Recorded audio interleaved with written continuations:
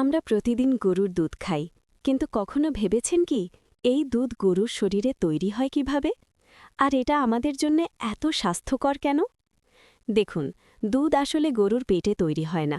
এটি তৈরি হয় এক বিশেষ বায়োলজিক্যাল ফ্যাক্টরিতে, যাকে বলা হয় ম্যামারি গ্ল্যান্ডস, অর্থাৎ থনের ভেতরে থাকা বিশেষ টিস্যুতে।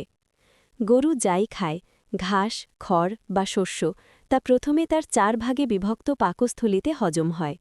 গরুর পেট একক নয়, বরং 4টি চেম্বার নিয়ে গঠিত: রুমেন, রেটিকিউলাম, ওমাসাম এবং অ্যাবোমাসাম। এখানেই অণুজীব বা মাইক্রোবস ঘাস ভেঙে পুষ্টিতে রূপান্তরিত করে। এরপর শুরু হয় আসল বিস্ময়। এই পুষ্টিগুলো রক্তের মাধ্যমে ম্যামারি গ্ল্যান্ডে পৌঁছে যায়। সেখানে থাকা বিশেষায়িত কোষ, যাদের বলা হয় অ্যালভিওলার কোষ, রক্ত থেকে প্রোটিন, ফ্যাট, শর্করা ও খনিজ গ্রহণ করে, সেগুলোকে একত্রিত করে এবং সেখানেই তৈরি হয় দুধ। দুধ কোনো সাধারণ তরল নয়, এটি এক নিখুঁতভাবে ডিজাইন করা জৈবিক ফর্মুলা।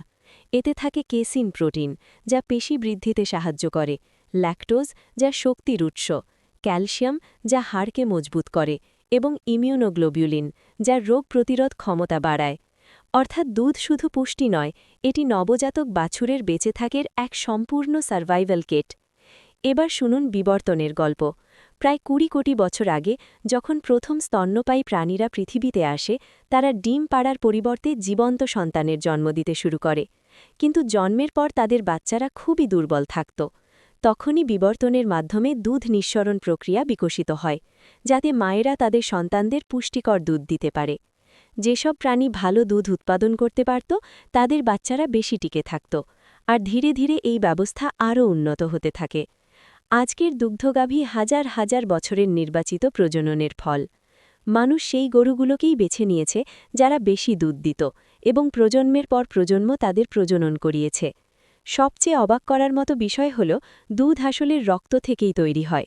রং সাদা হলেও এর কাঁচা মান আসে রক্ত থেকে। অর্থাৎ প্রতিটি গ্লাস দুধ হল এক জটিল জৈবিক কারখানার চূড়ান্ত পণ্য। তাই পরের বার যখন আপনি দুধ পান করবেন, মনে রাখবেন, আপনি শুধু একটি পানীয় নয়, বরং প্রকৃতির কোটি বছর পুরনো বায়োটেকনোলজির ফল উপভোগ করছেন।